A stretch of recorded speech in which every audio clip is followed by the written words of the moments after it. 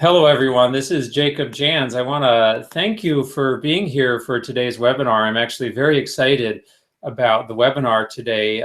Ian Chandler is going to be presenting about how he has become published widely on a number of blogs and how he earns actually the majority of his income as a freelance writer by writing for established blogs. So today's webinar is all about blogging and not about running your own blog. It's about getting paid to write for other blogs. And the reason why is actually really interesting. I run a number of very successful blogs, and I spend a lot of time not writing in order to make those blogs successful. I do computer programming, audience building. I manage advertising campaigns. I spend a lot of time doing accounting and like paying writers, all these things that are not actually sitting down and writing. And today's webinar is all about how you can sidestep so many of the issues that go into making a blog successful so that you can sit down and write and do what you love, which is to write and connect with audiences in a genuine way. In preparing for this webinar, we got a lot of emails from people who signed up to attend. And I just got one from a writer named Donna. And about blogging, she said there's just too much competition, too much work trying to get traffic, too much work trying to aim for the right audience, too much money to put out in today's world, courses, books, info, etc. And she's right. There's a lot that goes into running a blog and making it successful. And if that's not where your interests lie, if what you really want to do is be a writer and someone who writes and connects with the people in your area of interest, your expertise, your community, if you want to connect with the people in your community, then running a blog is a very different thing than writing for a blog. And today's presentation is all about writing for blogs and getting paid to do that so that you can sit down and write and connect with people through your writing. So you might be surprised that as someone, I run a lot of blogs, and I really don't think it's for everyone. It's more about running a business than it is about writing. So if you want to be a writer who makes a living at your writing, I highly recommend listening to what Ian has to say today and thinking about approaching your career as a writer, as a freelance writer, and approaching blogs and becoming someone who writes for already established blogs, so someone else can worry about all the hard parts in terms of building an audience and making the blog successful so that you can actually be a writer. So Ian Chandler is someone who is a freelance writer. He's also the head instructor for Writing Launch, and he makes the majority of his freelance writing income by writing for blogs. He's become a regular contributor to a number of blogs, including one I run, Freedom with Writing. Nuke Blogger is another one he regularly writes for, and he put together a course, a 3-week course about how to become someone who is a successful blogger, blogging for other websites. And so that course, which will be available soon, it's not available now, we're not trying to sell you anything today. That course will be available soon. And today's webinar, we're going to pack full of as much valuable information as we can. There's a lot that goes into building a successful career as a freelance writer and writing for established blogs. We're going to give you as much information as we can today about how to do that. And if you are interested in learning more, we do offer that course, which will be available soon, but it's not available today. Also, there is going to be a Q&A session at the end after Ian's presentation. So during the webinar, if any questions occur to you, please write your questions in the comment box below the video. I'll make sure all of your questions get answered. If you're watching this as a replay, if you couldn't make it to the live session, please send us an email with your questions, support@writinglaunch.com. we're opening things up today to give you as much value as we can, sort of as a preview of what we offer at Writing Launch, and we're doing this all for free. We want to win you over by just giving you as much value as we can. So I'm going to hand it over to Ian now, who will begin his presentation. Thank you, Jacob. So hi, everyone, and welcome. Thank you for being here with us today. The whole concept of blog writing is one that I wanted to talk about because I think it's one of the most lucrative opportunities for a freelance writer today. And one question that we continue to get a lot in comments and in emails is, how do I start my own blog? And I've tried starting my own blog before, and it failed just because I didn't have the time or the money or the resources to put into it. And I think, like Jacob said, for a lot of writers, blogging just isn't the best idea because it is more about marketing and business and running a business than it is about writing. And that was exactly my experience. And I think blog writing, writing for already established blogs is a much better, much more flexible opportunity. And since that's how I make the majority of my income, I thought what better way to talk about it than with this presentation and share some of my experiences and what I've learned, and hopefully the information that we'll present to you today will help you become a blog writer as well. And this is going to be sort of a preview for the course that's coming up, and I think you're really going to like it. Like Jacob said, it's a 3-week course, and it's called Breaking the Blog Writing. It's going to be available soon, but not quite yet. And so today I'm going to take you through everything that we cover in the course, a little bit of everything. And then at the end, I'll talk about a little bit about what's going to be in the full class itself. So without further ado, let's get started. Why blog writing? Well, before we get started, like we mentioned, blog writing is not blogging. Blog writing tends to be a lot more flexible, a lot more dynamic, and it allows you to have a much bigger income because when you're writing for established blogs, they already have a budget. They already have a writer budget to pay their writers.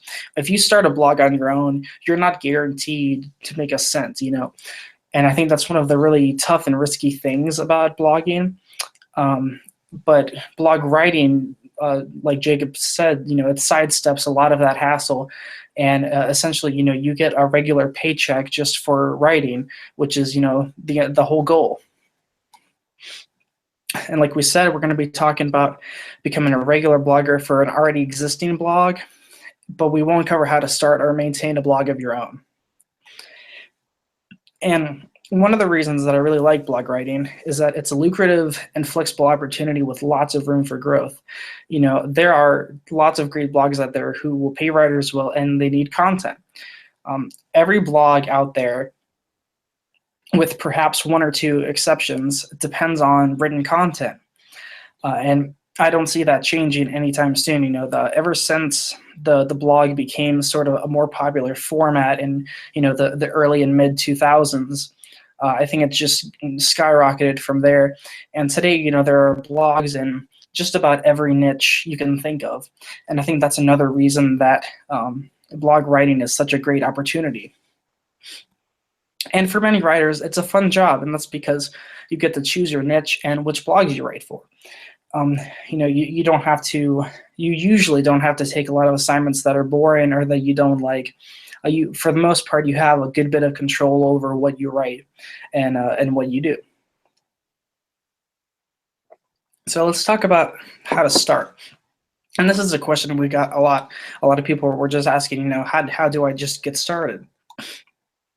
Well, first, you have to ask yourself, is blog writing really for me? Because I'll be honest, it's definitely not for everyone. It's a great opportunity, and I think a lot of writers can do it really well, but it does take a certain skill set and a certain amount of motivation and drive.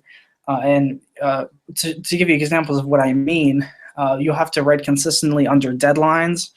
So if you're not, really a deadline kind of person, it might not be the best opportunity for you. But if you don't have a problem, turning out content under consistent deadlines, then it's a great opportunity. You'll also have to get used to a lot of thorough research. To give you a rough idea of what that might look like in practice, I often spend maybe, I'd say 50 to 60% of the time that I write an article just researching. So whenever I write an article, I usually spend, only 40% or 50% writing it, and the rest is research. And that's because, a lot of blogs, they want credible articles. And a great way to do that is to just become really used to thoroughly researching the topic at hand, and that way you'll know that your blog post is supported by a wealth of existing knowledge. And you may have to do some other work. Some common things that I often have to do, I have to find other media for the article, so like infographics or videos, things like that. I've had to do some SEO in the past. If you're unfamiliar with that, that stands for search engine optimization, and it has a lot to do with keywords and inserting certain keywords into your post so that when you type that into Google, hopefully the article pops up. You might have to learn a little bit of that depending on which blog you end up writing for. Generally, it's not a big requirement, but it does come in handy. But the overall point is that you may have to sort of expand your skill set and learn quite a few new things. It requires a lot of self-motivation and time and task management, because if you don't manage your time or your tasks correctly, you can end up just drowning in work. And I've been there, and it's pretty miserable because you have a lot on your plate, and you don't have it feels like you don't have a lot of time to get everything done. And if you're not self-motivated, it can be very difficult to finish everything on time. So it does require just a lot of organization. And whether you have those skills already or whether you learn them, they are pretty vital for blog writing. And so to help you decide if blog writing is for you, what we're going to be sending you over the weekend some bonuses. And the first one is going to be a little sheet called "Is Blog Writing for You?" And this is actually the day one of the new course, Breaking the Blog Writing, and it's yours completely free. It's the entire first day, so everyone who ends up taking the course will see the exact same thing that you're seeing. And this talks about what you will be expected to do as a blog writer, some of the responsibilities you have, what it's like, what it's not like, things of that nature. So if you're on the fence about whether or not blog writing is for you, hopefully this little lesson can help you decide that. So we're going to be sending that to you sometime over the weekend. Now, if you've decided that you want to become a blog writer, you need to find blogs next. And that's another a big question that we had. The trick is to look for medium level blogs. And what do I mean by that? Basically, you want to look for blogs that have a decent readership, but they're not huge. And the reason for that is that small blogs often can't afford to pay writers. And that's because, if the blog is really small, they probably are spending most of their money on advertising or marketing, and they just don't have the resources because they're not a big blog. And the really large blogs often don't pay writers because they give writers exposure. And that's, a big ordeal because you don't want to you ideally want to get paid for your writing, and to just have exposure can sometimes help depending on your goal. But I would say by and large, getting paid is much better than exposure. And so there's that whole dilemma of, the blog's not paying. And so you want to find blogs in the middle that do pay, and the medium level blogs are the ones that pay well. So when you're looking for these medium level blogs, here's what you need to be looking out for. You want to look for a blog that has multiple byline authors. And the reason for that is that if a blog has multiple bylined authors, that generally means that they are paying writers and crediting those writers for their work. That's been the case for, I think, every blog that I write for. They all have multiple bylined authors, and that's just a good sign that they're hiring freelance writers, that they pay, things of that nature.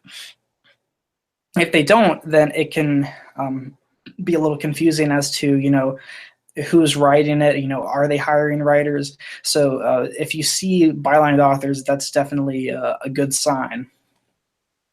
Lots of comments is another good sign, because if a blog has a lot of comments, that means they have a pretty large readership. And that's important, because you want a blog that has a large enough readership to where the blog is profitable. So that's another good sign.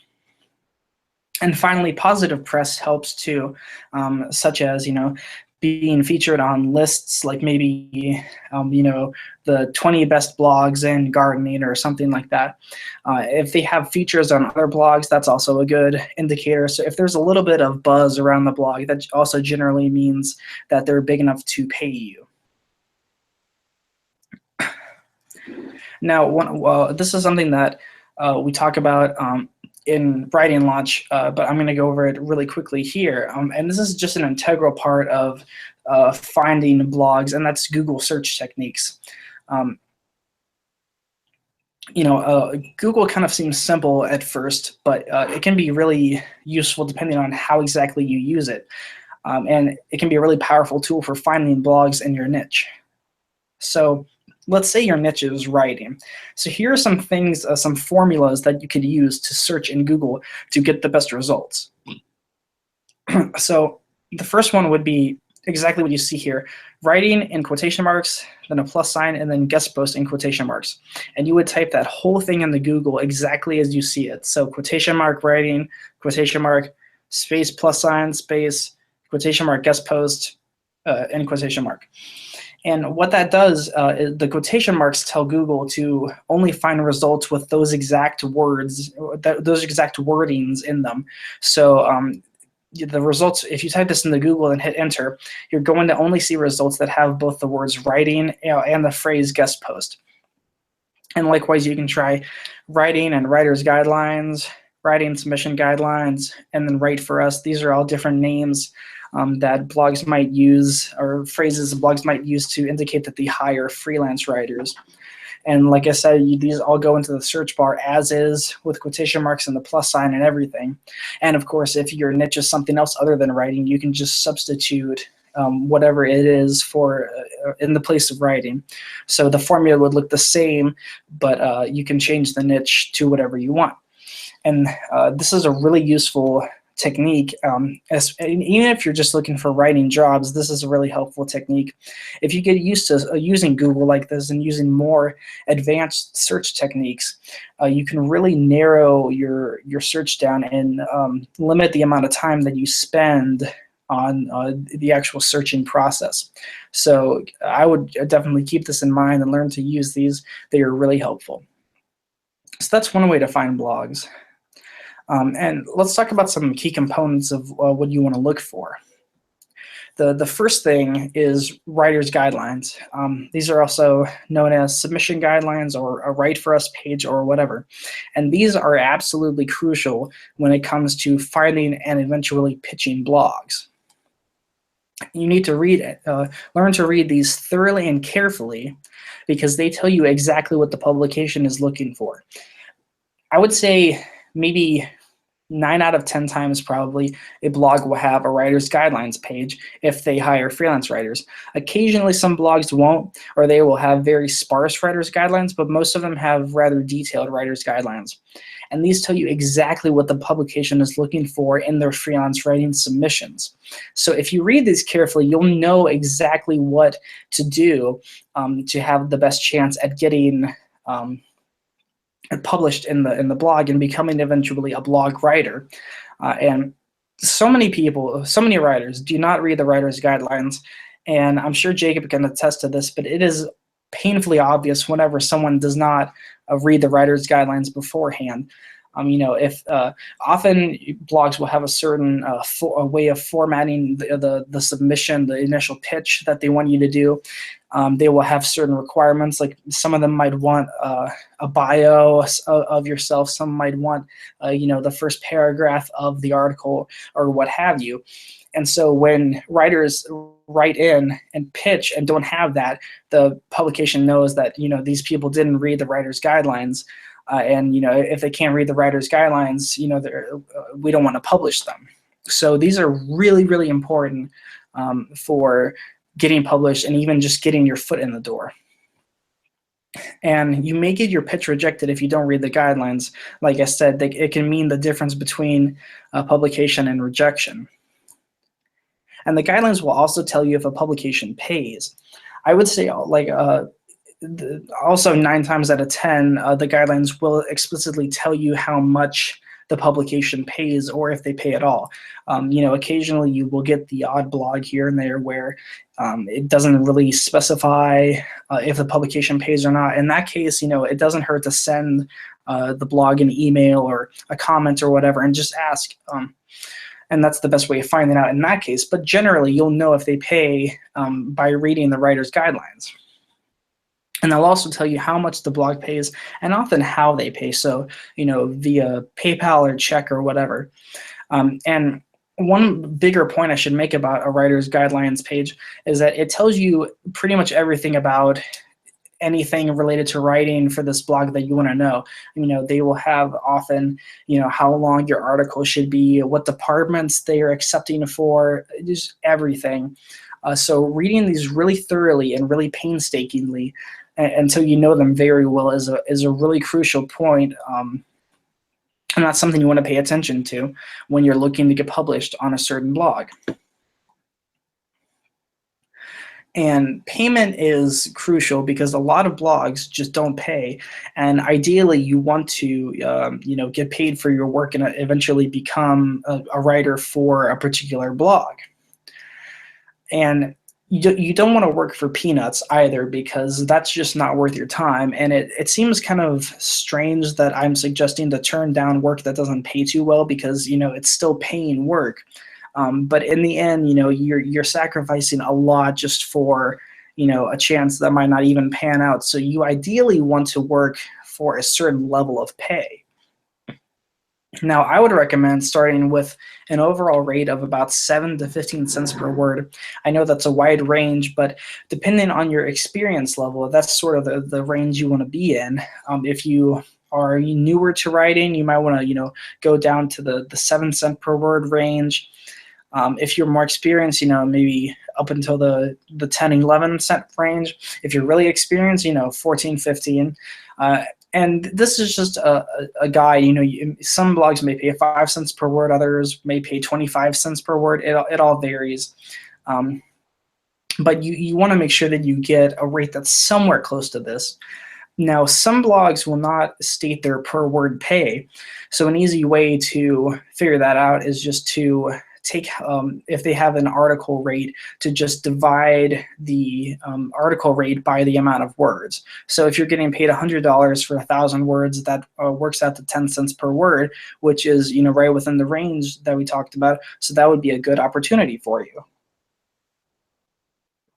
And you also need to calculate how much work is involved, because when you're writing a blog post or a blog article, and I'll use those two terms interchangeably, it's often about more than just the writing. Like I said in the beginning, I often am tasked with things like finding images or doing SEO. And so I have to calculate that into the price. So when you write this post or this article, you have to find media or do SEO or conduct other kinds of research or complete other tasks. If you have to interview someone, that will take a lot of time and effort. So you need to think about that carefully. If you need to do a lot of research and credit a lot of credible sources, that's also something you have to figure in. So figure these tasks into the pay. and basically more involved articles should pay more. So, this is just sort of up to your discernment. Unfortunately, there's no hard and fast way to tell how much, you know, this should work out to be. If you have to find media, there's no increase, if I have to find media, it should pay 5 cents more per word. That's not, really a thing. So it's somewhat difficult to judge exactly how much you should get paid, but it's up to your judgment. Just think carefully about how much work you have to do and how much you'll get paid for. So in our example of the $100 article for 1,000 words, if you have to find a lot of images and do SEO, then it might not be worth it. On the other hand, if it paid $150, that might be a little bit more worth it because the overall per word rate would be a little bit up. So maybe if you got paid 15 cents per word, you could think of it as just getting 10 cents per word for the writing and then 5 cents per word for everything else, if that makes sense. But overall, this is a tricky thing, and it's still something that I kind of just guesstimate whenever this happens to me, but you'll get more used to it over time, and you'll get more familiarized with how much work you have to do and how much you want to get paid. But just keep in mind that you do want to aim for that certain level of pay. And otherwise, I would just say if it's lower than 7 or 6 or even 5 cents per word, that might be the bare minimum. If it's lower than that, I would just recommend just skipping the opportunity, because at that point, it just is not worth your time. So keep that in mind as you look for blogs. And so to help with this, we're going to be sending you a second bonus, which is the Paid Publishing Guidebook. And this is a huge list of 351 paying publications. So all of these places will pay you for articles, and they all pay really well. And it's a great way to get started if you're looking for blogs to write for and you want that information all in one place. This is an amazing resource. I've looked through it. It's just crazy. 351 paying publications. I mean, what more can I say about that? It's a really good resource, and it's good to have handy. Maybe put it on your desktop and save it for reference. So we're going to be sending that to you over the weekend, and it's definitely something to keep around if you're interested in blog writing. So shortly, I'll talk about how to pitch blogs. And this is very similar to pitching print magazines or any other kind of publication. And we go more in depth into this in the course. But there are some idiosyncrasies that pitching to blogs has. So ideally, you should be a reader of the blog. At least you should read maybe 5 to 10 articles from the blog.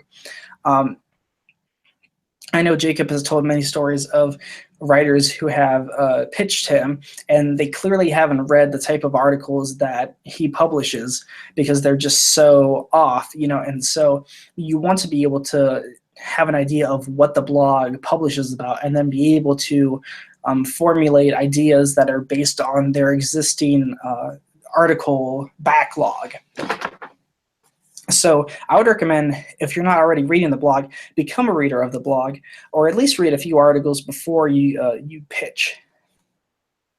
And you also want to analyze these articles for content and style. This is a really important aspect because you want to be able to determine if the type of content they publish and the style in which it's written, you want to make sure that those can gel with your personal style. So for content, ask yourself some questions like, what are they about? What are these articles about? How specific are they? What kind of topics do they cover? What angles do they take on those topics? And for style, you want to ask questions like, what kind of writing voice is at work? Is it casual, formal? How are the articles structured? Are they, kind of list-based? Are they more of a story structure? These are the kind of questions you want to be thinking about when you're analyzing the articles. And there's a lot more that goes into this, and we'll talk about this in the course, but that's a pretty basic primer on the analyzing articles for content and style. And don't overlook that, because it seems like it's, a very quick process, but if you spend some time on it, you'll get a really thorough understanding of the blog, and then you'll be able to better determine if you want to write for the blog or not. And all of this will give you a really solid knowledge of what topics the blog publishes, what they want in articles, and who the audience is. And that's all. Those pieces are all very crucial. You want to know, what they publish about, what they're looking for in articles, and who's reading them. And I'll go into a little detail on those last two because we kind of talked about the importance of knowing what topics the blog publishes on. By reading articles, you can tell what a blog wants in articles. If they're structured a certain way or written in a certain way, and if that's consistent across several articles, you can determine that that blog is looking for those particular features. And if you know who the audience is, you can better determine what kinds of topics they might be interested in that are not being published about yet. And you can determine how you should approach the blog and how you should approach the articles, because if the audience is talking about certain topics, you'll want to write about those topics. So those are all very good things to get a good knowledge of. Now, when it comes to actually pitching the blogs, I would say brainstorm around 5 to 15 article ideas. And that's just, an arbitrary number, but I mean, you do want to, brainstorm quite a few article ideas and then whittle them down later on. And when you're brainstorming, ask yourself, could you realistically see the blog publishing these articles? If you can just kind of remove yourself from your own perspective and try to imagine that article on the blog, does it seem like it fits? Is there something that could be a little different about it? And you want to compare your ideas to existing articles, and you want them to be similar yet different. So I'll show that by example. So for example, we'll talk about Freedom with Writing, who regularly we publish articles on paying markets for writers. So an existing article that we have up is 7 magazines that pay writers $150 or more per article. So based on that, you could brainstorm typical or not typical, but similar ideas that would be typical of the site's style. So for example, a potential article might be 9 trade publications that paid $200 or more per article. And you see it sort of follows the same formula. It's about the same sort of overall topic, and that's, getting paid for articles. And so this is sort of the way you want to be thinking about it. You want your article ideas to be similar enough to where you can imagine them on the blog, but different enough to where you're not just ripping off an idea that they've already published about. And you have to think about too, which article out of all your ideas, which article or articles would best satisfy the blog's readers? What do they want to be reading about? What do they respond to? And that's why reading comments is a really useful tool, because you can see what the blog's readers really like and what they don't like so much. And this is something that, if it happens, it's excellent. And you ask yourself, are the blog readers asking for or talking about specific topics or articles? Because a lot of times in the comments, you'll see people asking for specific articles. They'll say something like, it would be great if you could do an article on this topic. And if that happens, that's your ticket, and you can just take that article idea directly and just use it as a pitch. And that's often one of the best ways of getting ideas, because it's coming straight from a reader. And you want to be able to fill that demand. So that's a great way, if that happens, of getting article ideas. But if the readers also talk about specific topics, that's also something you want to pay attention to. So finally, you want to settle on 1 or 2 ideas and pitch those. And pretty much you would just pitch like you would for a print publication or any other sort of publication. You want to start with just a short intro, say, hi, make sure you find out the name of the editor. That's important, because you want to make sure that you let them know that you did your homework and you're not just sending off a canned pitch. And just say, I'm interested in writing an article for you, and then go into the pitch, and you want to pitch it in 1 to 2 concise paragraphs. So I would say 2 to 3 sentences per paragraph, and just give, the essential detail. Don't write the entire article within the pitch. One flaw that a lot of pitches have is that they're too long-winded. You want to stay concise with these, and end with a question. I always end with something like, I can have this article ready by a certain date. Does that work for you? And this is a really useful technique because it allows you to start a conversation with the editor. And I found personally that editors are more likely to respond if you ask a question than if you just have a statement. Because when you ask a question, then you're sort of, the editor sort of feels more obliged to respond to you because, you asked them something. So it's some very basic psychology at work there, but it works really, really well. And after a couple of weeks, you want to follow up if you haven't gotten a response. Polite, well-timed follow-up can really mean the difference between publication and rejection. And I know Jacob has a story about this where he's told before about, two writers who pitched some articles and both sort of fell through the cracks, and then one person followed up and they ended up getting published and the other one didn't. So that's just a great testament to show you how well a follow-up can work. And that's because, a lot of times editors are just busy. As Jacob said in the beginning, they're often doing things that are anything but writing or editing, marketing, accounting, paying writers, things of that nature. They have a lot on their plates. So if you don't hear back from them, your email probably just got lost in their inbox. So if you follow up, you'll have a greater chance of getting published, and it also helps out the editor because they don't have to sift through their old emails. They can just read your newest one.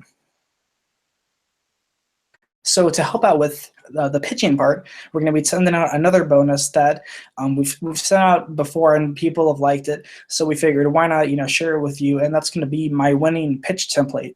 And this is the pitch template that I've used to get published on I think every blog that I write for now. And then this helped me get my foot in the door. And it works great for blogs. It's also good for print publications, or I think it's good for any sort of publication.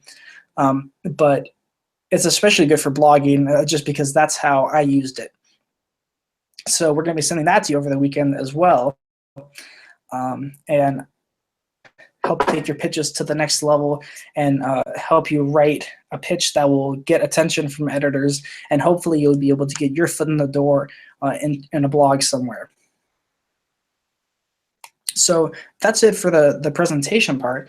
So if you have any questions, feel free to ask them type them in the comment box, and we're going to get to as many as we can about the upcoming course in a little bit too.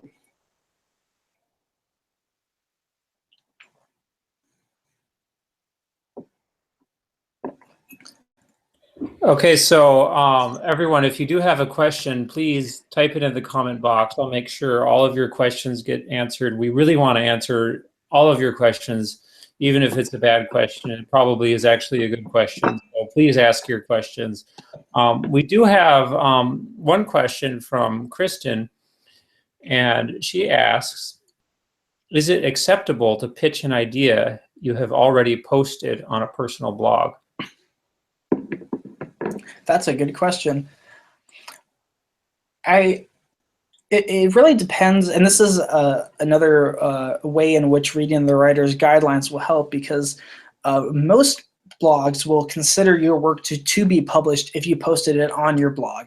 So for all intents and purposes, that is published work. And most blogs do not want previously published work. Now that does vary on a case-by-case basis. I would say the best thing to do would be to, first of all, read the writer's guidelines, see if there's any stipulations about previously published work. If not, you could pitch the article, and then just after the actual pitch itself, you could just let the editor know that, hey, this appeared on my personal blog. I'd be willing to take it down, or what have you. And I think that would be a pretty straightforward way of approaching it. But I would say that on the whole, I think blogs do want new ideas that are specifically written for them. And so I would personally suggest not pitching something you've already written unless it's somehow a perfect fit for the blog. Because if you write articles specifically, or if you come up with pitch ideas, article ideas specifically for a blog, then you'll be able to you'll have a greater chance of getting published on that blog because it will be written with that blog in mind, if that makes sense. So yeah, I think most times it will probably be okay to do that, and I'm sure many editors won't mind, but it does vary, so it's just best to ask in that situation. We have a related question from Corey, and he's asking, to add to Kristen's question, could you advise on how to rework or repurpose items you may have put on your personal blog? It kind of sounds like, Ian, what you were saying just a second ago, where if you're writing an article specifically for that blog, that blog has their own way of doing things. And when you read the articles that are on that blog, it's unlikely that you will have written an article already in the style they want. So I would say that you're going to want to look at what would make an article unique for that existing website, and whatever articles you have probably would end up rather differently if you wrote them for that website in particular. Maybe you have something to add to that, Ian. Yeah, I think this is an interesting extension of that question, and I've actually done this before a couple times. I've repurposed stuff that I had lying around. Generally, it's just not a good idea because, as we've said, it's best to write for that blog in particular. But there are some cases in which something that you might have it could be tweaked into something that might be fit for a specific blog. Let's take the example of maybe if you have an article about,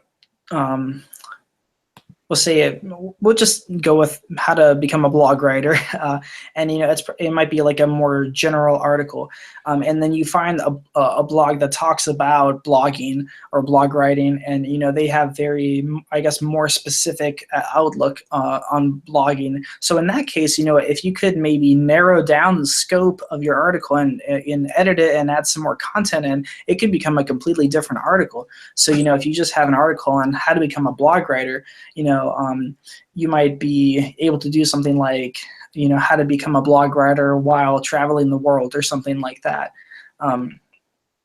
Because most blogs, I think, have their own specific angle. And if you can repurpose a piece of content that you already have to include that angle, by all means do it. But I will say that, I've been blog writing for years, and I've only done that maybe twice, so it definitely doesn't happen often. It's sort of a thing where the stars have to align, and something you have has to just coincidentally be perfect for a certain blog. But yeah, if you can rework it and add content in that's specific for the blog, then I think that's a lot better, I think, than just presenting something that might be a little more generic that you have lying around. I have another quick question. I don't know if you have an answer to this, but what if you want to be an editor for a blog? Do you know anything about that, Ian, how to find that type of work? Yeah, well, the interesting thing about that is that the qualifications are sort of changing because, I think only in maybe the last, I don't know, maybe 5 to 7 years has blog editing really become something that you don't need a lot of credentials for. It used to be that, and I mean, for many of the medium level to high level blogs out there today, they want you to have, like a bachelor's degree and, maybe journalism experience or something like that. Often they want you to have, maybe like 5 to 7+ years of writing experience. A lot of that is still true today, but there are some situations in which you can kind of work your way up from being a blog writer, and that's happened to me. There are 2 blogs I started out just writing for, and now I'm editor for those blogs. More specifically, content editor. And so, generally that just, comes with the responsibilities of things like editing guest posts and managing posting schedules and things of that nature.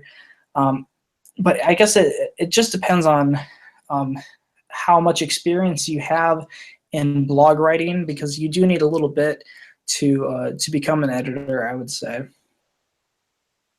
Another question from Charlene is, can you explain the difference between a niche and a micro niche? Okay, that's a good question. I think terms like these are sort of hard to pin down just because I think many people use them differently. But I guess an example of a niche, I would say a niche would be something maybe like home goods, for example, just any sort of products for the home. And so a micro niche within that might be something like, cookware. Basically just zooming in on a smaller part of the niche itself. So you're kind of, I think niche sort of implies already that you're aiming for a small market, but if you go for a micro niche, that's even smaller than that. And there are definitely some very micro niches out there. And I think it's generally best to just, focus on a niche, because if you aim for a micro niche, you might not have as many opportunities. So I think at least when you start out blogging, it's best to kind of have definitely, a niche in mind, but, keep the possibilities a little open, I would say. We have a question from Leslie McConnell. She's wondering, have you found that there are underserved blog areas or topics that are generally having trouble filling content? Well, that's a tough question, because there are blogs in just about every niche and micro niche that you can think of. But it's sort of the case where I think there definitely are some topics that don't get written about a lot and that are lacking in blog content. But on the flip side of that, these tend to be areas in which there just aren't blogs, because generally I guess people don't think that the niche or the micro niches that it calls for a blog of its own. So I think there are a lot of areas still in which people need to start up blogs, and then there could be a market for content in there. I guess I'll sort of. I would say if you're interested in these more underserved areas and you want to move outside of blogging, looking at trade magazines can often be a really great way to go, because there's a lot of trade magazines that have pretty decent pay and you can get steady work from it. And they're not as well known or popular, but they still have decent budgets. So that's something to look at, which is outside of blogging, but still for freelance writers is often a great way to add to their income. Yeah, and I think there might also be trade blogs out there, so that also is a good thing to look at. Yeah, that is true. Those are starting to appear more commonly. Mm-hmm. Yeah. Angela sorry. has a question. Are most of the blogs here in the USA, or are they worldwide? And what is the difference between them? Well, that's one of the great things about blogging, and we get a lot of questions asking, about, oh, does this apply to me? I'm not in the U.S. And I think unless we're talking about taxes or payment, pretty much everything applies to anyone anywhere in the world. And that's the great thing about being a freelance writer or a freelance blog writer, is that it all pretty much applies to anyone regardless of where you are. You could be in the US or in Thailand or Greece or wherever, and it pretty much still applies to you, because blogs are just looking for good writers to provide content. And there are a lot of writers who choose to be what's called digital nomads, where they just kind of just live in places for like maybe like, a few months at a time, then move somewhere else, all the while, writing or doing some sort of freelancing. So there's definitely a lot of flexibility there. So I would say, I mean, it doesn't matter where a blog is located. I mean, if it's a good fit for you, pursue it.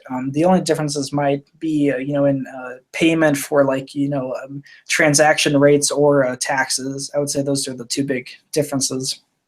I run several blogs that primarily have an audience in North America, but we hire writers from the UK, from India, from Canada, from Thailand, all over the world. And I don't really care where they live as long as they provide quality writing. And if you and in terms of quality writing, what I mean by that is it writing that really connects with our audience and is the kind of stuff that I can turn into something that is profitable for the blog and the website. And so that, like, the kind of content we publish is specific to North America for us and our audience. So you need to know about the audience, and if the audience is, for example, in some other country, you need to have the knowledge base to be able to connect with that audience. And so it really, I mean, look at the blog and the kinds of things they're writing about, and if you're qualified for it, it doesn't really matter where you live. We have a lot of questions. We have a question from, oh shoot, from Rebecca, and she missed the part of your presentation where you said there's an ending question in an email pitch. So what's an example of a question at the end of a pitch? Okay. Generally, I like to use something like, I can have this article done by a certain date. Does that work for you? Something really simple like that can make the difference, because if you ask a question, the editor is sort of psychologically more obliged to respond to you, because you kind of took the first step. Whereas if you just make a statement, they might kind of forget about that. But I think questions tend to stick in people's minds a little bit more. Something else you could ask is, does this story sound, or does this article idea sound like something you would be interested in? Something simple like that. It really gets the job done, surprisingly. Yeah, just a simple question like that, it just works like a charm for me. We have a question from Stephanie Duffner. She asks, where would you find images or infographics to accompany your post if you are not a photographer or a graphic designer? I know one great resource for finding images, and that's called Unsplash. They have copyright-free images you can use anywhere, and they have a lot of really nice photos. Ian, maybe you have some ideas as well about that. Yeah, that's a tricky aspect, because most blogs do care about having royalty-free images. There are certainly some good resources for that and for stock photography. One that I used to use a lot is called Pixabay. That's a really good resource.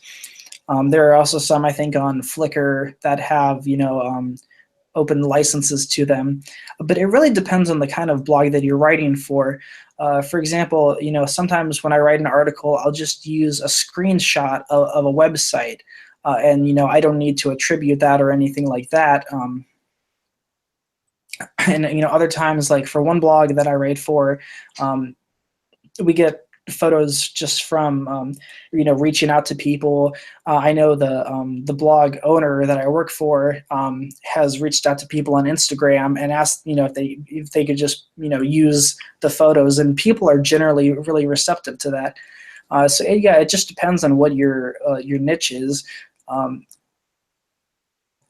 And that's another thing to check with the blog editor or the team there, and see what their requirements are.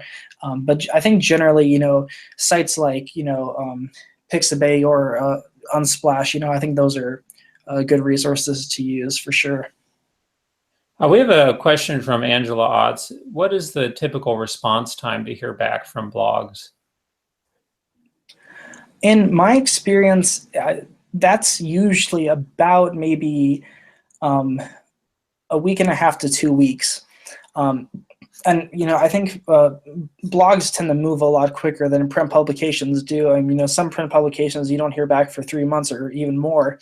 But blogs generally will get back to you within, I'd say, about 2 weeks, maybe 3 at the most.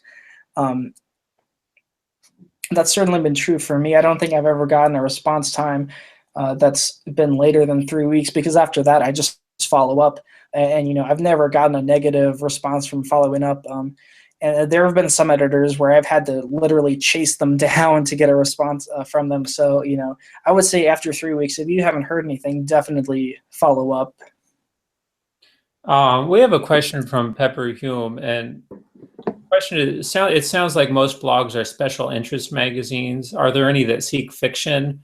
Any that are like literary journals? I would say that there are publications out there that pay for fiction and are kind of like the blog format, but that really is a different kind of writing and a different whole set of rules. So that's something else altogether. One of the websites that I help run is called Authors Publish, and that covers a lot of that topic area in terms of publishing your fiction and poetry, your creative writing.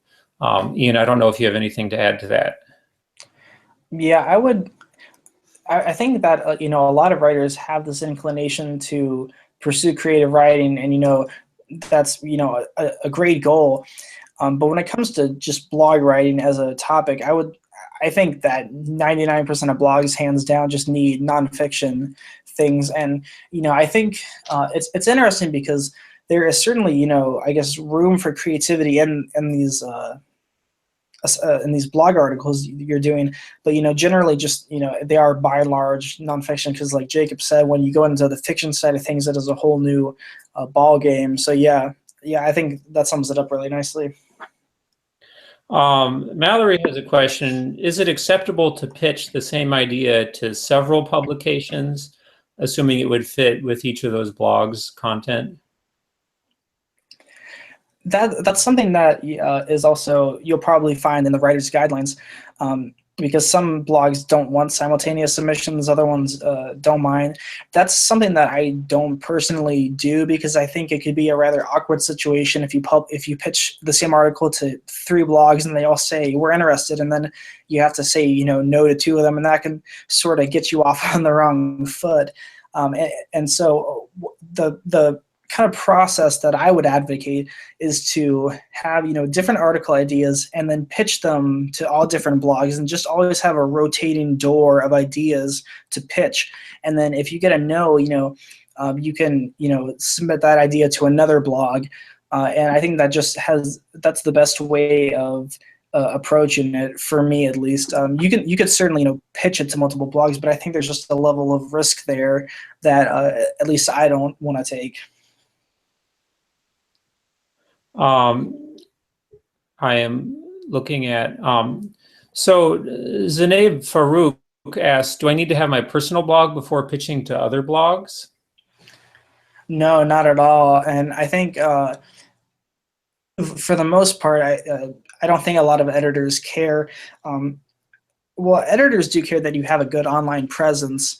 But I think, for the most part, if you just have a portfolio of your work, and, if you can maybe link to like 1 or 2 examples of your work, if you have a bylined article somewhere, that's more than sufficient. And I think it's more effective to have your own website than it is to have a blog, just because I think that makes a lot more sense for writers.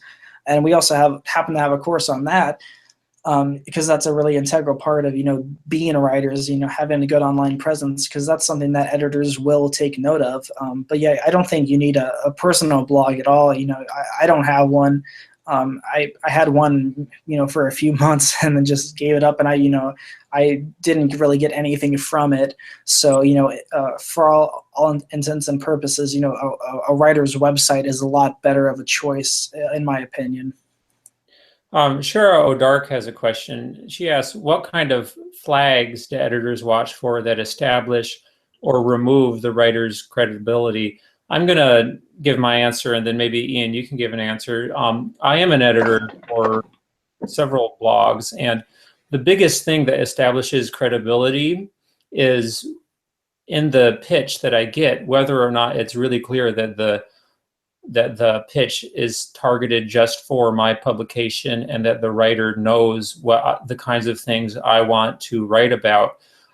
That really is the number one thing that establishes credibility, is a good pitch that really matches what I'm looking to publish. And everything beyond that is kind of like icing on the cake. If it's very clear that the pitch that I'm getting is really exactly what I want to publish, then that adds a lot of credibility instantly. And you don't need to have other things if that is good enough. Of course, there are other things that can help, but that is the number one thing that adds the most to the credibility.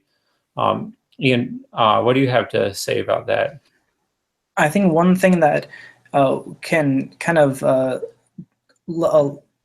turn things in your favor is just following everything in the writer's guidelines, because most editors that I've talked to, they have so many submissions that just don't follow the rules. And they have those rules for a reason. It's they're not arbitrary. They make the submissions easier for the editors to go through. So when they finally see one that's formatted, they rejoice. And I think just a lot of writers just don't do that. So if you follow the writer's guidelines and just send a pitch that is formatted in the way that the blog wants, you're miles ahead of everyone else. And on the flip side, I think a warning sign for a lot of blogs is just a generic introduction, dear editor, or, dear sir or madam, because I think maybe 99.99% of the time, blogs will have the editor's name up there. And that's just a good idea, because then, the editor will know that you're, writing the pitch to them, and that you're not just sending off a canned response, because I think writing just dear editor can sort of give off the wrong vibe for sure. I want to add one thing where in my submissions email, I've started to get actual spam where it's very clear that people are sending a pitch to literally thousands of blogs. And so that's kind of really bad for every other writer out there, because suddenly I'm thinking when I get a pitch, is this just like an automated spammer sending me this pitch from somewhere, who knows where in the world? Maybe they're in Nigeria or Russia or some other place notorious for hacking. And they'll say something that kind of sounds personalized. They will even include a link to one of my articles, but it's clear that was just sort of automatically put in by their spam software. So really, you have to be on top of your pitch in terms of making it very clear that it was just for the person you are submitting to, because it's getting to the point where if you're not doing that, you're starting to associate yourself with spammers, and that's kind of not your fault, but that's just how the world is working now, unfortunately. So Laura Shapiro has a question. Do you still suggest blogging for free for just 1 or 2 articles to get established, even if you have your own blog, in order to build your portfolio? I would say for the most part, yeah. And that's something that, it's very easy to, sort of say, oh, okay, I'll just do it one more time, get a little bit more exposure. But you really do have to, place a limit on it. If you can do that, I think it's a great technique. I think when I started out writing just for the first time, I think I wrote, 3, maybe 4 articles for free. And I think I wrote one just because I had a ton of free time on my hands and figured I might as well. But I would really recommend doing no more than 3.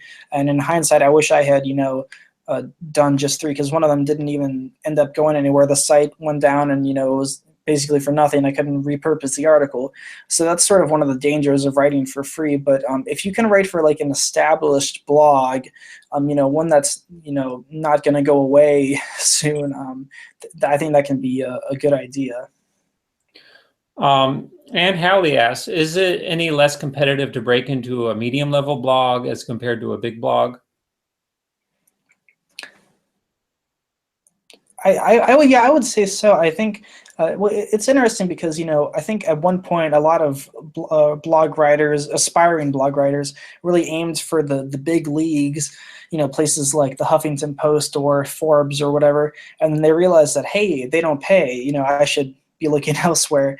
But I think the level of competition really depends on the niche. In a niche like marketing or blogging, for that matter, there's a lot of competition just because the market is so saturated. There are so many writers just battling for a chance to write for some of these well-known blogs. So it really depends on the blog in question, I would say. Yeah.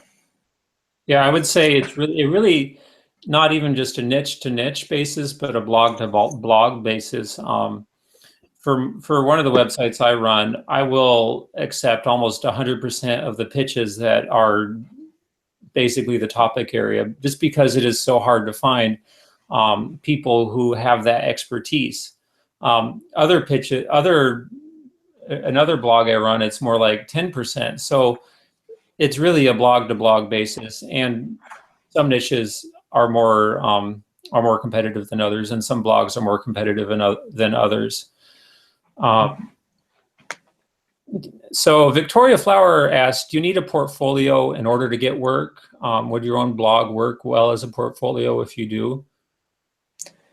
I think that your own blog would really not work as a portfolio. And this is sort of something I've talked about before, where if you just publish something on your own blog, it doesn't give you a lot of credibility because anyone can set up a blog and publish whatever they want to. I think a portfolio comes in handy. It's definitely not necessary because I think most editors will just take the pitch on the basis of its content. But it just does help to have that portfolio just to give yourself some credibility, and then to sort of place the article in context for the editor and kind of show what kind of stuff you're capable of. Yeah. I would say that you don't have to have a portfolio. It does help, and if that's what's stopping you from getting started, I would say just go out there and pitch anyways, because the very best thing you can do is just start sending your work out, sending your pitches and queries out, and get started one way or another, and work on your portfolio as you're doing the other, because the best thing you can do is just get moving and start pitching. Yeah. The only way to become better at pitching is just to do it. Yeah. Jacob, do you think we should talk about the course for a couple minutes, and then we can come back around and answer some more questions? Yeah, let's do that. Cool. So all of this that we've talked about in the presentation part has been about our new course, which is called Break Into Blog Writing. It's a 3-week course, and it covers topics like how to find great blogs that pay well. We talked about that a little bit today, but we go more in depth in the course and provide some more robust advice. How to get your foot in the door as a regular blog writer, the pitching process, what to say at certain levels of your journey, how to analyze different blogging styles and apply them to your writing. This is a really interesting aspect because there are so many different blogging styles, and not all of them are universal. Definitely in some niches there is a certain style that's more prevalent, and so to be able to master different styles and to be able to analyze them and apply them to your own writing is, I think, invaluable, and that's helped me a lot. It's helped me get a lot of different blog writing jobs, and it's expanded my opportunities. Where if I hadn't learned that, I don't think I would have gotten as many opportunities as I had. So we also cover stuff like how to make sure you'll get paid, how to correspond with your editors, what's expected of you, how to make it as a blog writer. Pretty much everything that you can think of we cover in the 3 weeks. In addition to these topics, there are much more additional topics like the ones I mentioned. And what's going to happen is that we're going to open the class to 30 new members only. So we're going to 60 people in this course. 30 are going to be existing Writing Launch members, and then we're going to have 30 new members who can join the class. So what will happen is we're going to open enrollment soon for Writing Launch, and if you're one of the first 30 people to become our new Writing Launch member, you'll automatically be enrolled in the class, and only those 30 people will be able to take the course, in addition to the 30 existing members.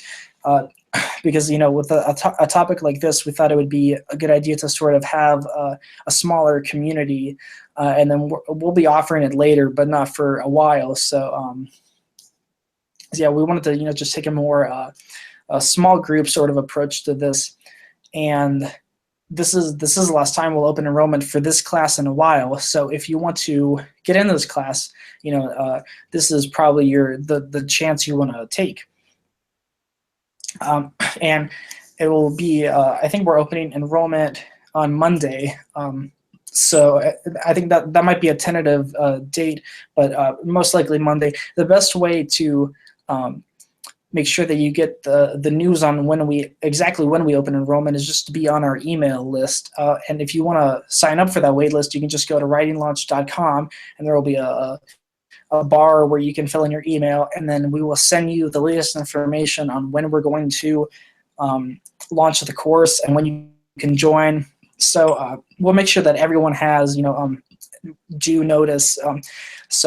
Yeah, we'll be emailing you all the bonuses over the weekend, and then in addition to those bonuses, we'll make sure to let you know exactly when it launches, what time, what day, things like that.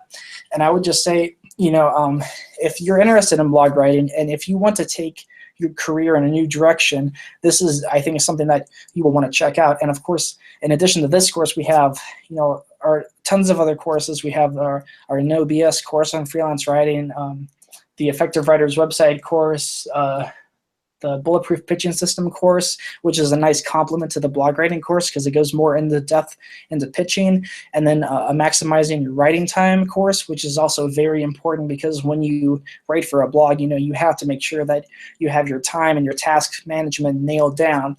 And then we have a bunch of members-only ebooks and webinars and events and discussions and things of that nature. So we have a wonderful community right now, and we'd love for you to join us and you get access to this class. So yeah, I would recommend signing up for the priority waitlist, and then we'll let you know whenever it launches. So if we have any more questions, we can answer as many more as we can get to.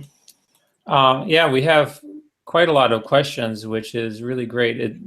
I feel like answering your questions is a good way for us to learn more about what writers want to know about, and helps us develop our courses better. Plus, we want to help you as much as we can. So we have a lot more questions. We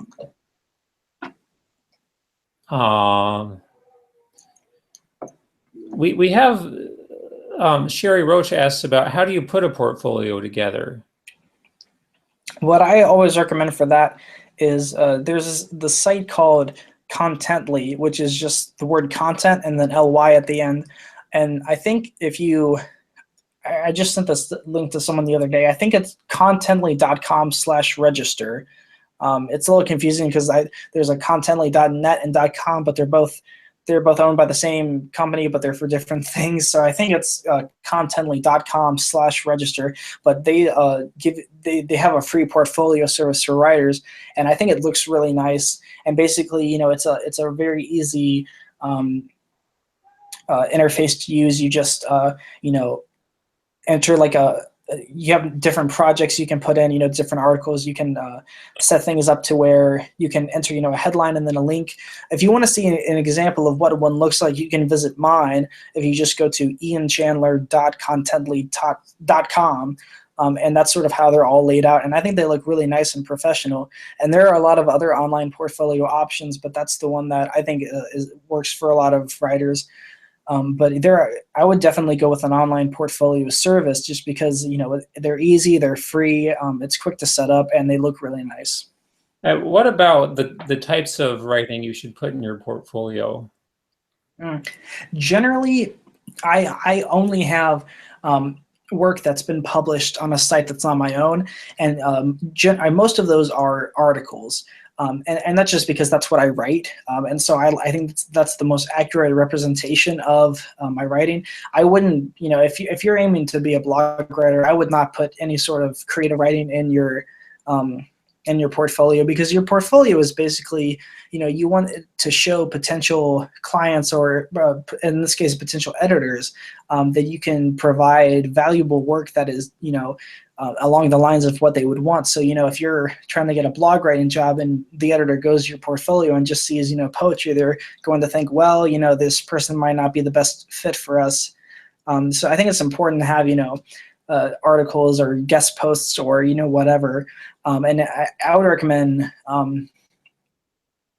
doing or only using work that's not published on your own site.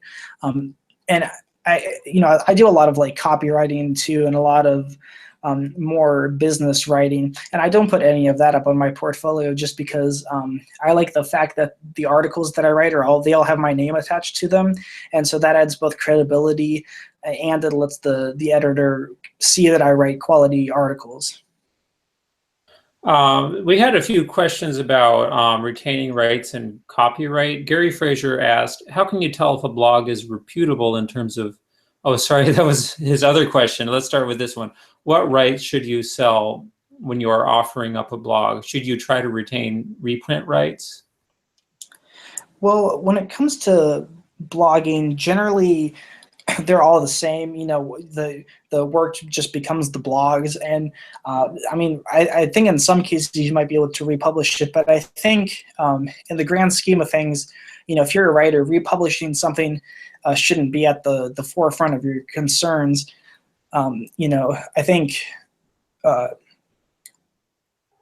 definitely might be something you want to pursue down the road, and many blogs don't have a problem with that, but generally I think the work does become just the blogs.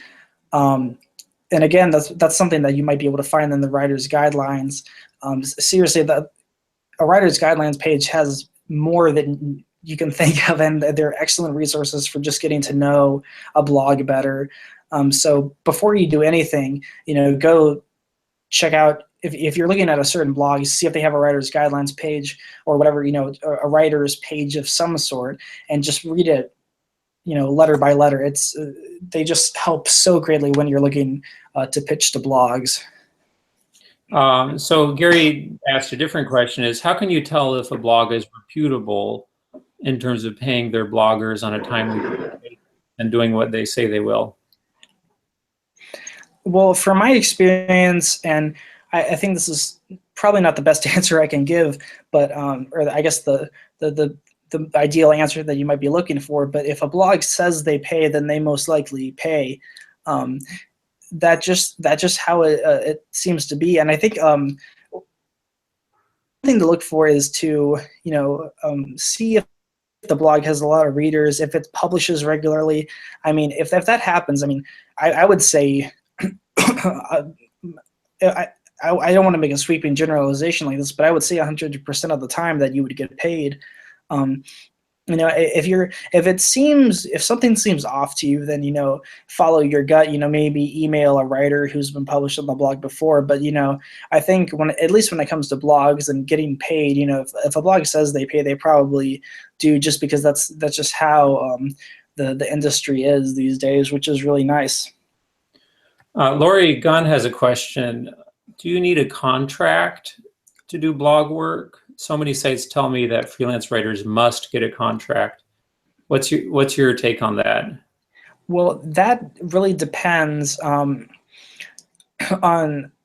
some things, because it's a blog by blog sort of case. Certainly, some of the long-term blog jobs that I've had have required me to have contracts. Other ones don't.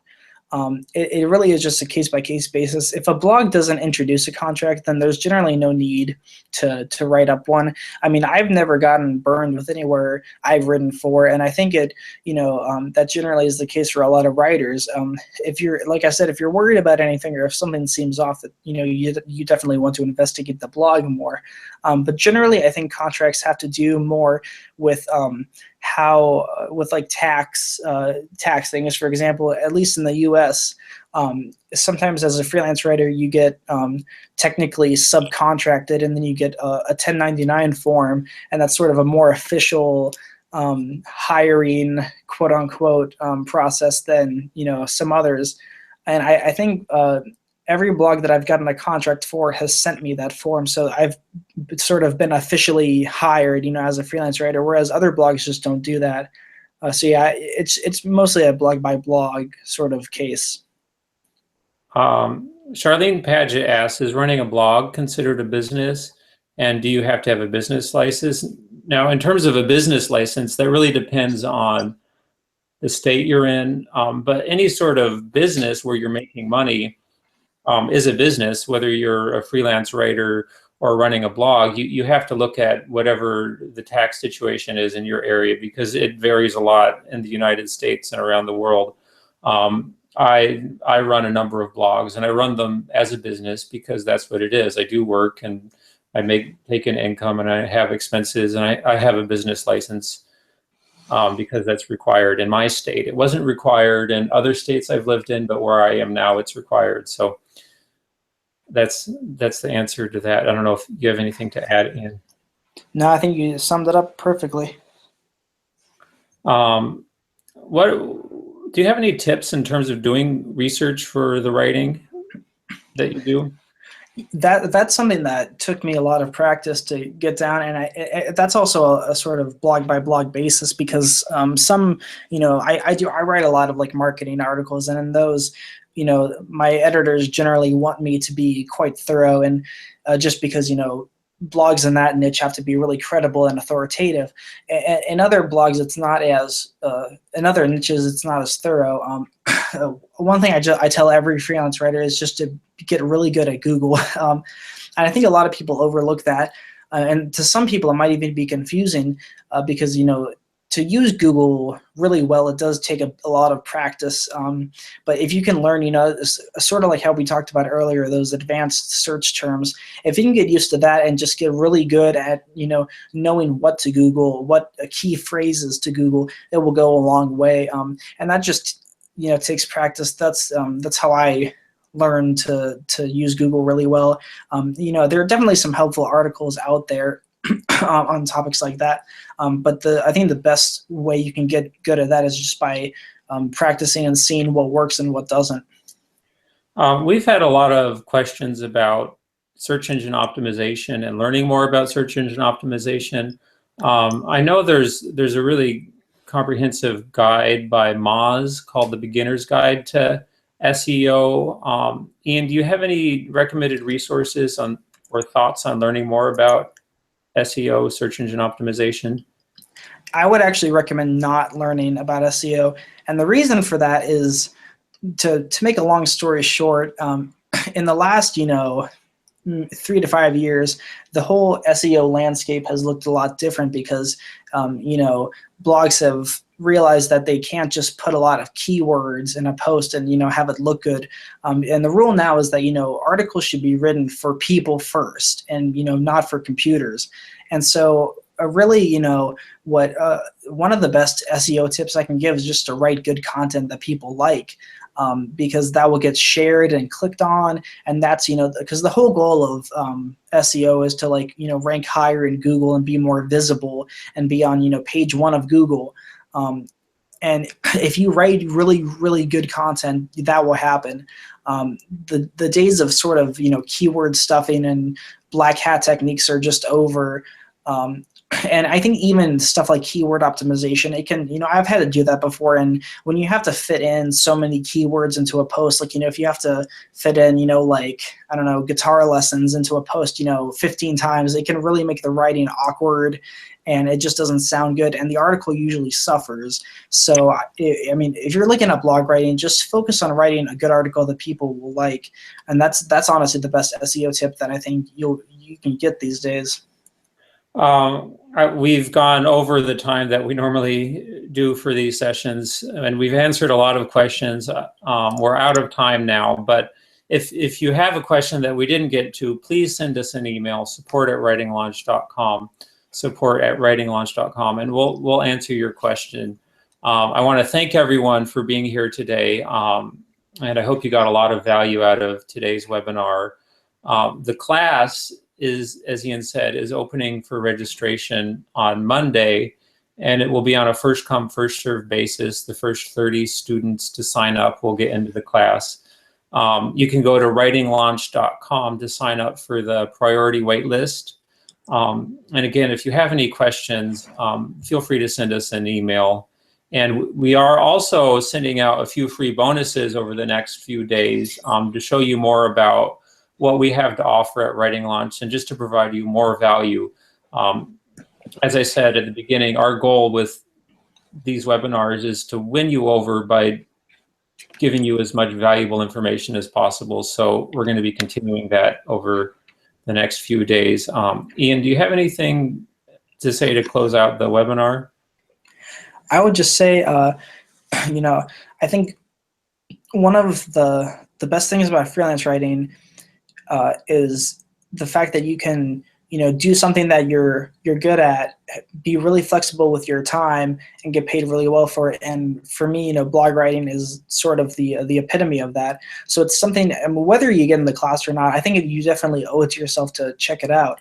And we really appreciate you being here with us today, and I hope you learned a lot. Like Jacob said, if you have any questions at all, we answer as many questions as we humanly can. So email us at support@writinglaunch.com, and we'll answer as many questions as we can.